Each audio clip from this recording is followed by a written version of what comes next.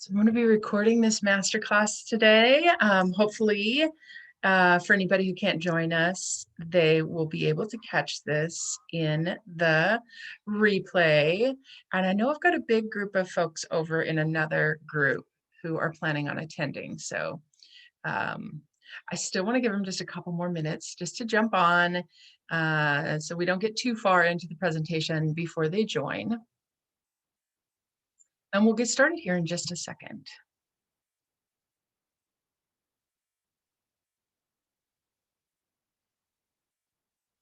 Rachel says, I'm excited to get into the pricing topic and you can't wait to start using the pricing tool. Yes. Yes. For everyone in my group coaching program, your pricing tool is sitting in your files, your media files and your tools for the group. And that is one of the perks of being in the coaching program. And for everyone else, they're going to get to see a nice demo of that, which we'll do at the end, and then get some value as well, just because we're going to break down a lot of what goes into pricing. Some of it is the actual nuts and bolts, but there's some other stuff too. So all right. Well, I'm going to go ahead and get started. I know there are other people who are going to be joining us shortly, but we're going to go ahead and get started. And anybody who's not here can catch this in the replay. So this is being recorded, and we are going to go ahead and get started. And feel free to put your comments in the chat. I will have some time for questions at the end. And then you can unmute yourselves at the end if you want to ask questions. So we'll have plenty of time for that as we get going. All right, so welcome to the masterclass for pricing your baked goods. And I know that this is a topic that so many of you are interested in because you've asked me directly how to price your baked goods and to get help pricing your baked goods. But also over on my blog, pricing your baked goods is the #1 reason that people are coming to visit my blog. And I wrote an article about a year ago on this topic and touched on it briefly.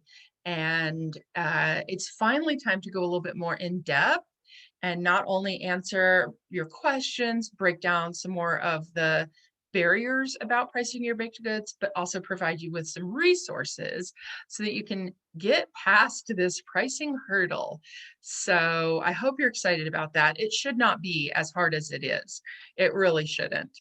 Pricing your baked goods is something that takes practice.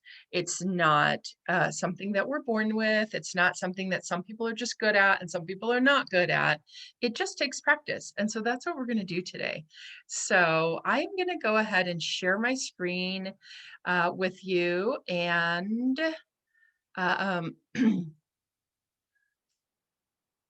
let's see, I'm going to share my screen with you so that you can see our presentation. All right, so we're talking about pricing your baked goods today, and it's time to finally take charge of this.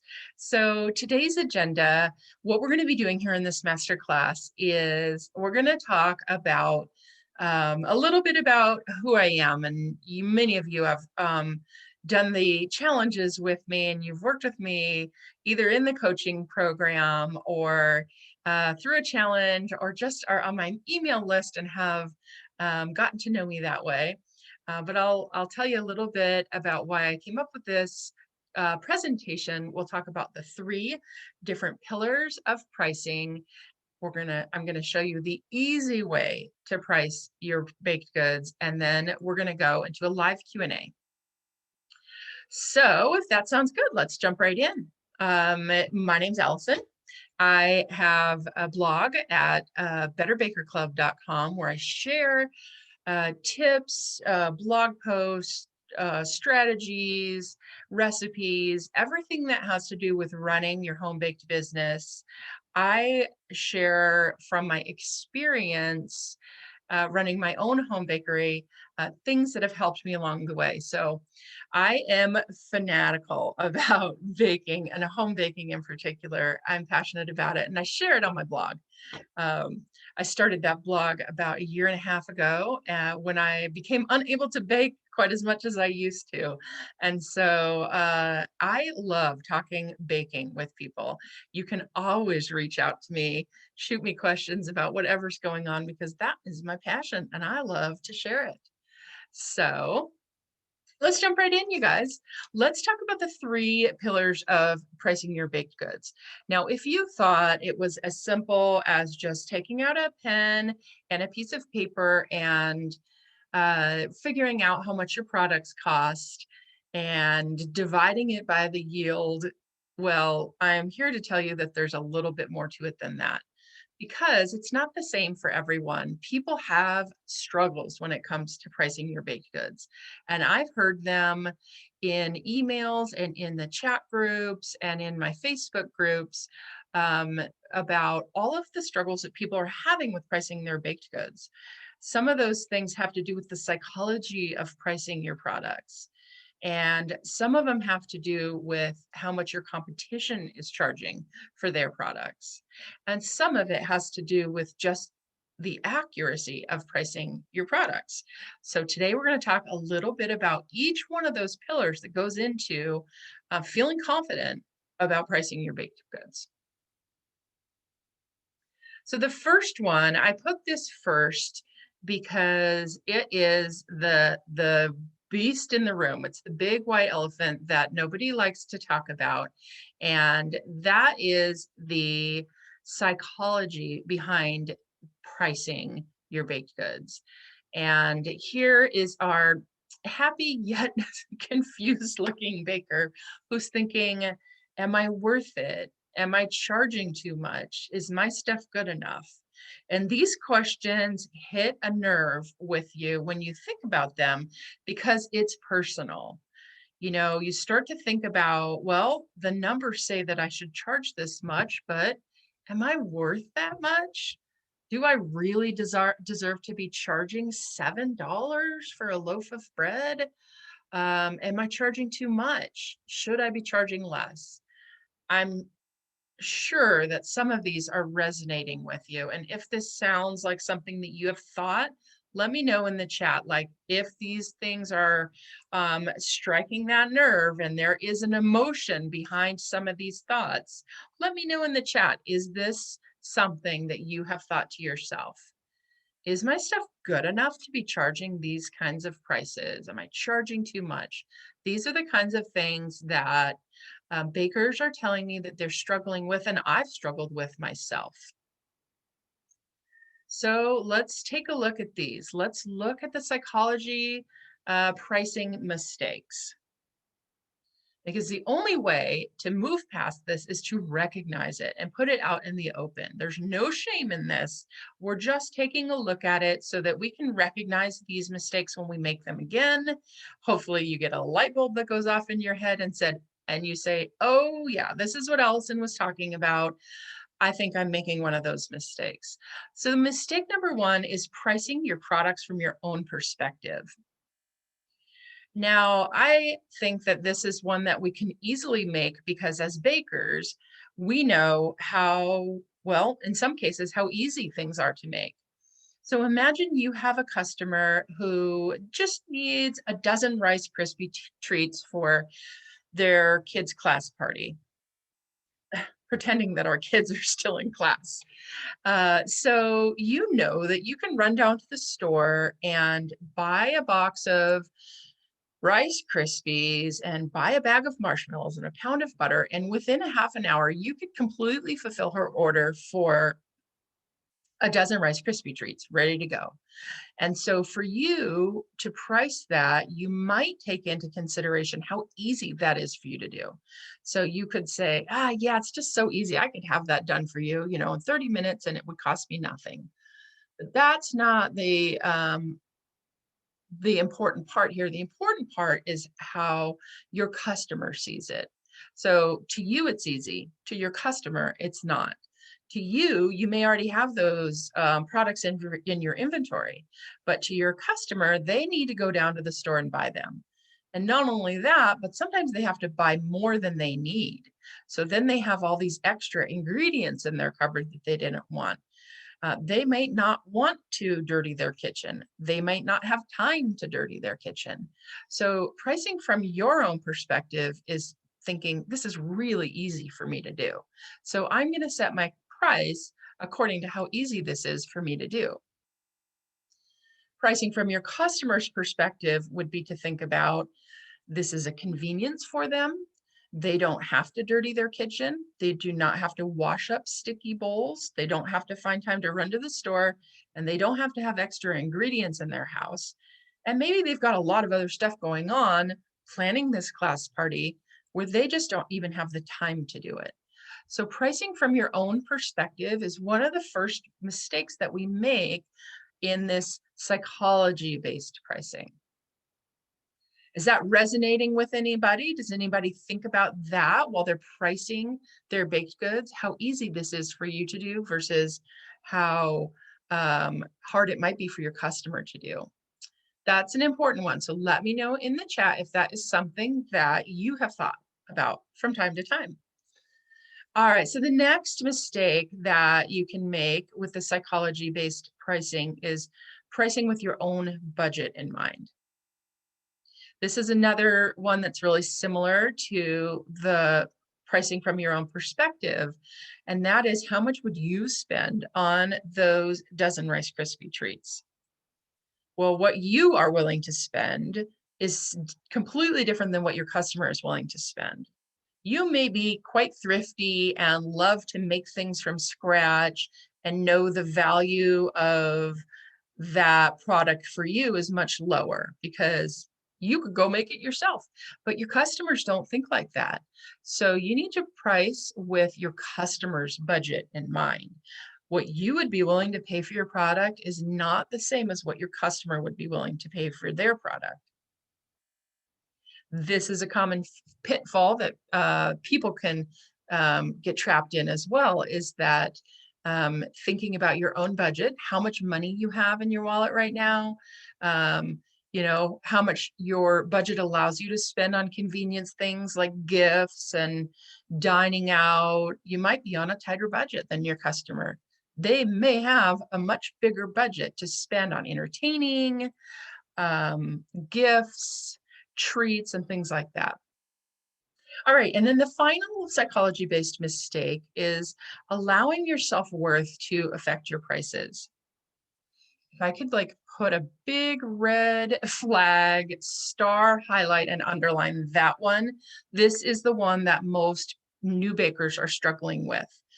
So allowing your self-worth to affect your prices, it feels something like pricing it lower than you know it should be because you're new at this, or feeling like your product isn't quite good enough. Maybe it just didn't turn out quite as pretty as you had imagined, and you feel like it's not worth that price because it doesn't look as good as I wanted it to. Or I'm just getting started and I'm still practicing and I'm not really good enough yet. Whenever you feel yourself thinking about how that product relates to you, your experience level, your thoughts and your feelings, there is where you need to pause and really put some thought into why you're allowing what you feel about yourself to show up in your prices. Now, there is good news because I know we all fall into this trap. There is good news. I do have a solution or something that's going to make this feel a little bit easier. And we'll talk about that towards the end. But just start to take note when you feel like you are thinking thoughts about yourself in relation to your prices. Just remember that no matter what level of baking you are at, not to compare yourself as from a beginning baker's standpoint to intermediate or an advanced baker. The products that you're making are valuable to your customers. Your customers are willing to buy your products, but it's not, you know, It's not for you to stop that process going forward. If your customer doesn't want it, they won't buy it. If your customer thinks it's too much, they won't buy it. So don't get in your own way here and decide that it's not something that you're going to offer before you even get a chance to get a yes from your customers. Even if you're just making brownies and cookies, very beginner level items, those are in high demand. People want those made from scratch. And like we talked about earlier, they don't want to dirty their kitchens and they don't want to buy all those products that they have to do to make it. So your products are valuable to them. All right, so that's the psychology um, pillar of pricing our baked goods. Now let's take a look at the next one, which is the competition-based way of pricing. This style of pricing involves setting your prices based on what everyone else is charging for similar products. And this isn't entirely bad in itself. There are some really good benefits of understanding what your competition is charging for their similar products. So the first level of competition-based pricing would be to do your market research. In your market research, you may be looking at similar bakers, home-based bakers in your area to understand what they're selling and how much they're selling it for. You may compare it to what they sell it in the supermarket or in a brick and mortar bakery, or you may be doing surveys, um, focus groups, and things like that to get information. And I give this one a thumbs up because those are all good things to do to understand the pricing for your menu. The next area where people look at the competition is asking other bakers what they're charging. So if you are a member of a Facebook group that has to do with cottage food baking or home-based bakers, you will see this one a lot where people will ask other bakers what they think they should be charging for, this cake, for example. That one I gave you a caution on because that is not a reliable way to find out what the competition is for that type of baked good. These bakers can live in different parts of the country or even different parts of the world. They may be paying different prices for their ingredients, and they may be catering to a completely different clientele.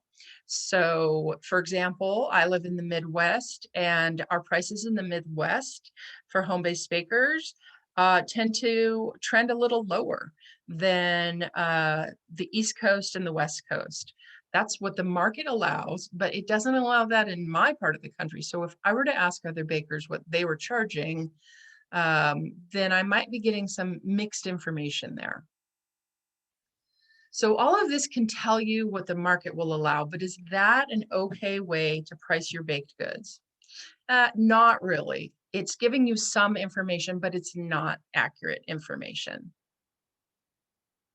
So let's take a look at what accurate information actually looks like. The accurate information gives you the most useful information about your prices. Now, remember earlier when I mentioned the self-worth and how it relates to pricing. If you are struggling with thoughts of, am I good enough? Are my baked goods really worth it?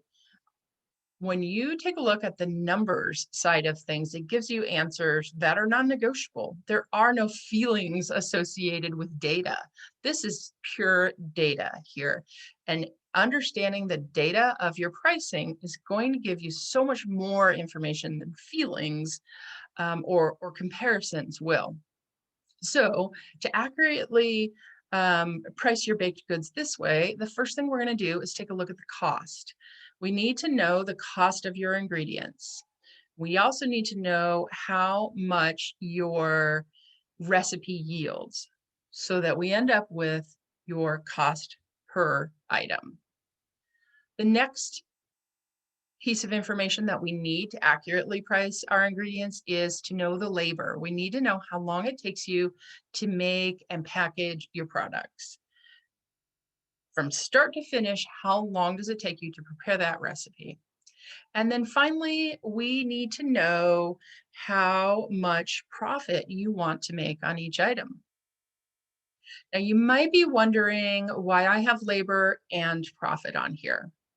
So after you've made your recipe and you know how much it costs and how many it makes, you of course need to pay yourself for your time to make it.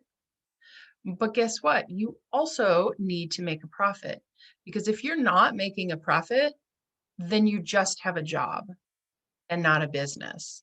So marking up your products is the profit that your business makes to continue to operate. And that is a mistake that a lot of people overlook when they're pricing their baked goods using just the numbers method. Now, we're going to take a look at the pricing calculator that I am so excited to share with you. But I just wanted to share this one quote with you before we move on. There will always be somebody who can't see your worth, and please do not let it be you. All right.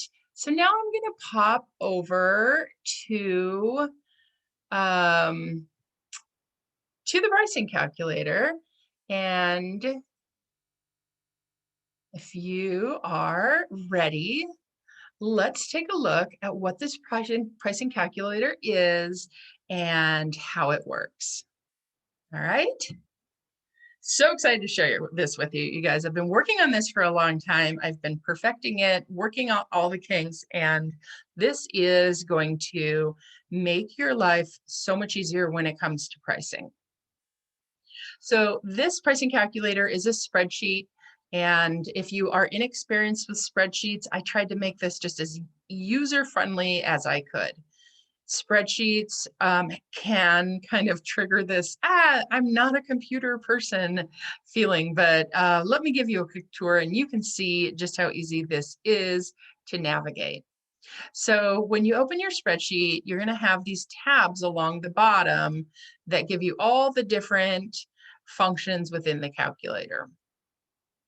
Now in the beginning, I have a couple of start here and instruction tabs, and within those, you will see these little links, and that is where you can click on it. Let's click on this one and I'll show you what that is.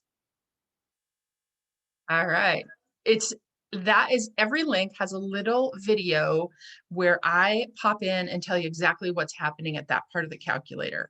So like I said, I wanted to make this as user-friendly as I can. So you start here and watch the welcome video, and your next step is over here in the instructions section of the pricing calculator. And this just sort of tells you everything that I tell you in those videos. Tells you what to do before you begin using the calculator and how to use it. One of the key elements in the pricing calculator is we're always putting information in the pink boxes and getting answers in the blue boxes. I've tried to make this so you can't mess it up too much.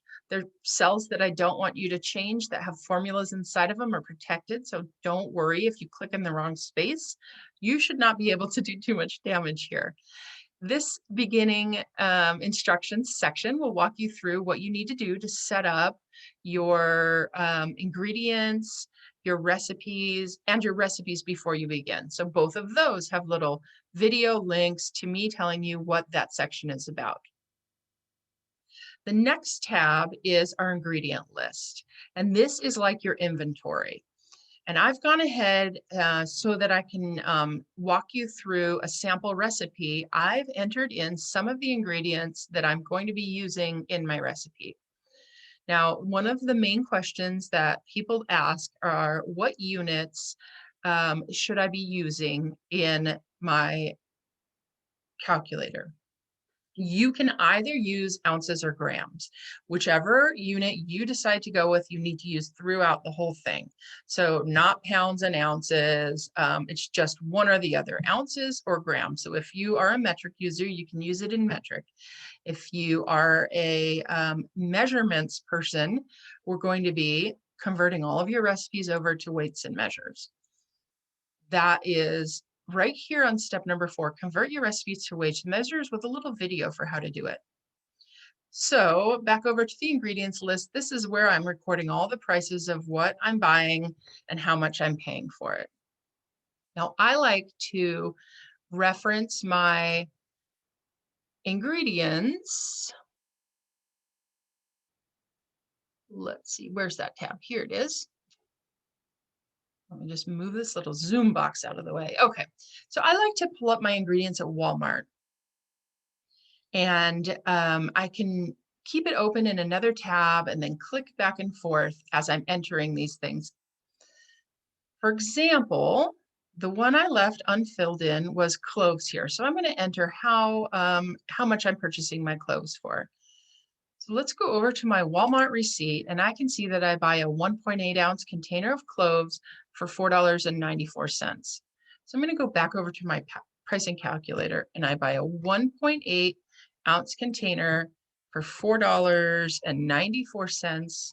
And then I'm just going to click over off to the side in a white cell. And then this column is telling me how much I pay per ounce on those cloves. Say, for example, I would be entering my flour, and I told you that I'm using ounces for everything here. If I buy my flour in a 5-pound bag, I can see that by using this pounds to ounces converter, that is 80 ounces. So I'm using only ounces in my pricing calculator, and I put in 80 ounces for $1.18. My flour cost me a penny an ounce. So all of these numbers are my price per ounce, or if you're using metric, these would be your price per gram. Now, these are going to come in handy when we come over to our pricing calculator, which is what we're going to do next. So I pre-filled my ingredient list just to save time during this masterclass, but you would go through, one of the first things you would do is enter all your ingredients and your prices. So let's go ahead and create a recipe. This one other tab right here that I wanted to show you is a sample recipe. You can't change anything on these cells. This is just in case you need to reference exactly how a recipe gets filled out. So now let's go ahead and fill out the perfect price calculator for a recipe. Over here in another tab, I have my recipe for these rolled sugar cookies.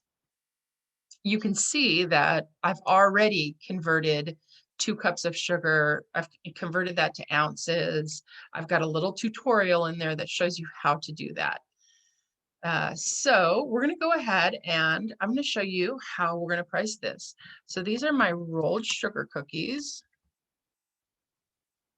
I'm putting the recipe name.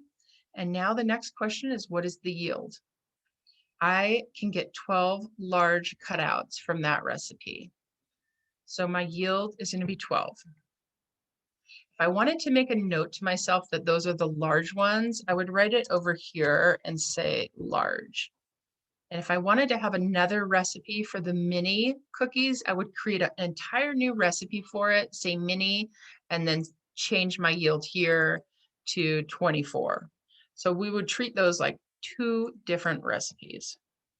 So this is my batch that makes 12 large cookies. Now we're going to enter in the ingredients in that recipe.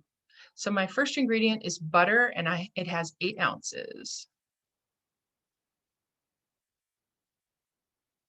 There are 8 ounces in the recipe. And then the price per unit, I'm going to click over here onto my ingredients list and say that my price per unit is 19 cents per ounce.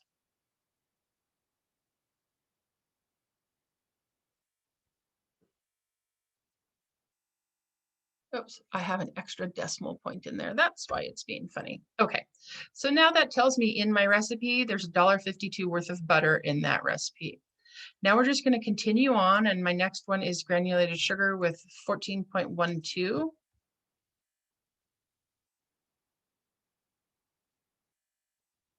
And my price for sugar, I'm going to flip back over to my ingredient tab, is 3 cents an ounce.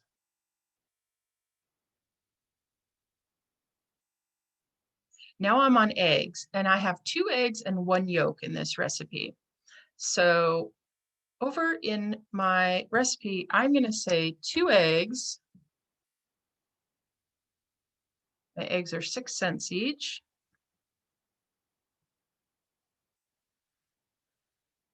Oops, I make that mistake every time. I'm putting in eggs There are 2 of them, and they are 6 cents each. Now I also have an egg yolk in there. When I use an egg yolk, I probably will be throwing away the white. So I still have to pay for the whole egg, so I'm counting it as a whole egg. I just list it separately so that I can follow this. When I print this out, I could use this as my recipe for my recipe book. So I want to make sure I include the information that I need to create this recipe. Next is a teaspoon of vanilla. And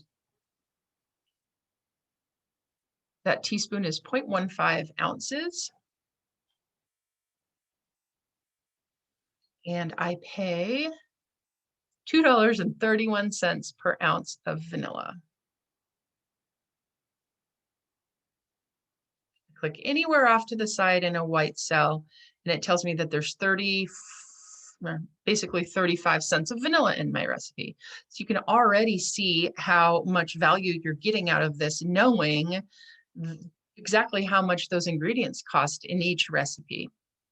All right, let's keep going. I've got 4 cups of all-purpose flour, which is equal to 18 ounces.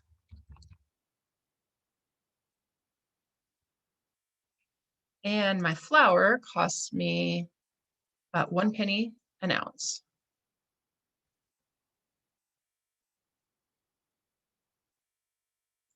Baking powder, I've got 0.34 ounces.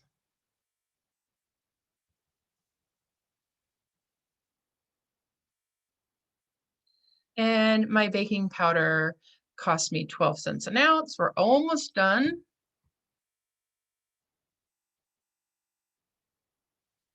We've got salt at 0.2.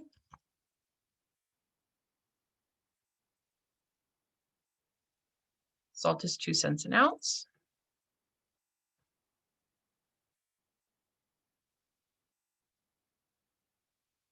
Cinnamon is 0.029.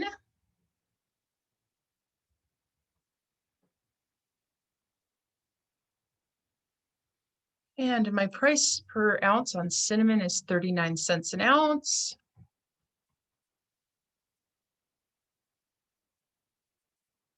Nutmeg is 0.001 an ounce, and cloves is 0.001.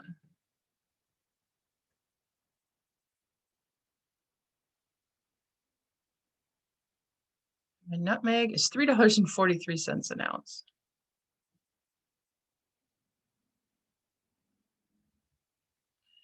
All right, and then my cloves were the same amount, but the ingredient price was $2.74 an ounce. All right, thanks for bearing with me while I entered all of those numbers. Now is where the fun comes in. So I've entered my recipe. I've said I make 12 of these. This entire recipe cost me $2.71 to make the batch. Now we're going to jump over here to the per unit cost. So it's pulling this number right over to the cost of ingredients per batch. That batch cost me $2.71. Now, how long does it take me to make this recipe? Over here on my recipe, I've said that this takes me 45 minutes to make. So right here, time in minutes, I'm going to say it's 45. Now I have to pay myself to make these cookies. And you have to come up with the amount that you want to pay yourself per hour. I'm going to put in $11 per hour as an example. Think about how much you would pay. If you were going to have somebody come in and help you make those cookies, how much would you pay them? So it's up to you, whatever you choose. Now you know that the ingredient cost per piece, because there's 12 of them, it costs you 23 cents in ingredients. And if you were paying yourself the way you should be, you need to pay yourself 69 cents per cookie to make that. All right, so now let's talk about packaging, because as home-based bakers, we need to package everything. So this is a really important box, which is different for brick and mortar or places that are serving food to eat in-house. We actually have a packaging cost built into what we do, and this is how it gets built in. So how long does it take me to package this? Well, let's say that for the sake of this example, I'm also going to add on my ingredients list cellophane bags, and I buy a batch of 50 for $4.99. And then I also have my labels, and I print those by the thousand, and it costs me uh, $3.99 to print 1,000 of them. Sorry, it costs me I print 100 of them for $3.99. So I have 4 cents for a label and 10 cents for the bag. So my packaging is 14 cents per cookie. All right, so now starting at the top of my packaging per unit, now I'm just sliding a cookie into a bag and sticking a sticker on it. So that takes me about 2 minutes to do my entire, let's be more realistic. It takes me about 5 minutes to do my entire batch of 12 cookies. And I'm paying myself $11 an hour again. And my materials, that's that one we just figured out with the cellophane bag and the sticker, are 14 cents. Sorry, that's 14 cents for the whole batch. That's not quite right. That would be, let me grab my calculator real quick. So that it's a cost me $1.68. That's just 14 cents each times 12. Cost me 22 cents to package each cookie. Cost of goods sold. This is a term that you may have heard before. This is essentially how much it costs me to produce that piece, that packaged cookie for sale. It cost me $1.13 with my ingredients, with my packaging, and with my labor. It cost me $1.13. Now let's go up to the top and take a look at choose your price. This is where I think the psychology of pricing comes into play, because you can see the numbers here. Remember, I said data is just data. It gives us information and it doesn't have feelings attached to it. It doesn't have emotion. This is just straight information. If I sell my rolled sugar cookie for $1.24, not only am I paying myself for my time, I'm making 11 cents per cookie. If I want to mark it up 10%, if I want to mark it up 15%, I'll sell it for $1.30. This is an unfrosted cookie. This is just a plain cutout. If I wanted to sell that for a 15% markup, I could sell it for $1.30, and I'm making 17 cents per cookie. Now, when you feel like the psychology is coming into play, it's really easy to say, oh, surely I'm worth 17 cents a cookie, right? I've got a job. I need to pay myself to do my job. And surely I deserve 17 cents per cookie. When you break it down this way and you can see a dollar amount for your profit, it's much easier to ask for the profit that you feel that you deserve. Now, this 23 cents goes to pay for some of your overhead that's not included in your recipe. We've included your time, we've included your packaging, we've included all of your expenses. What we haven't included are things like any increase in your utility bill in your house, or any farmers market fees or booth fees. Now you can choose the higher end when you have a more expensive event. You can choose the lower end when you're selling right out of your house. If you have a website to maintain, you can go on the higher end here. And that would be the profit that you're making from each cookie.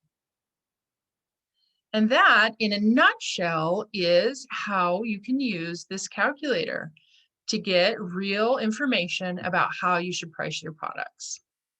So now I'm going to switch back over to our screen and open this up to anybody who has a question.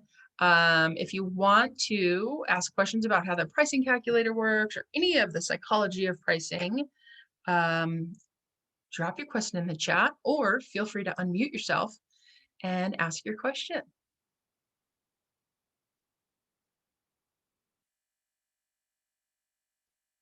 All right.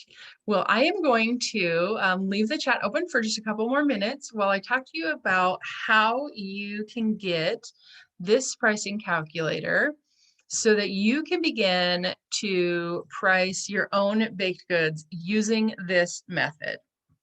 Now, if you're a member of my coaching community, this pricing calculator is yours to access along with access to me where I can answer your questions one-on-one. That's one of the benefits of working with me in my coaching community.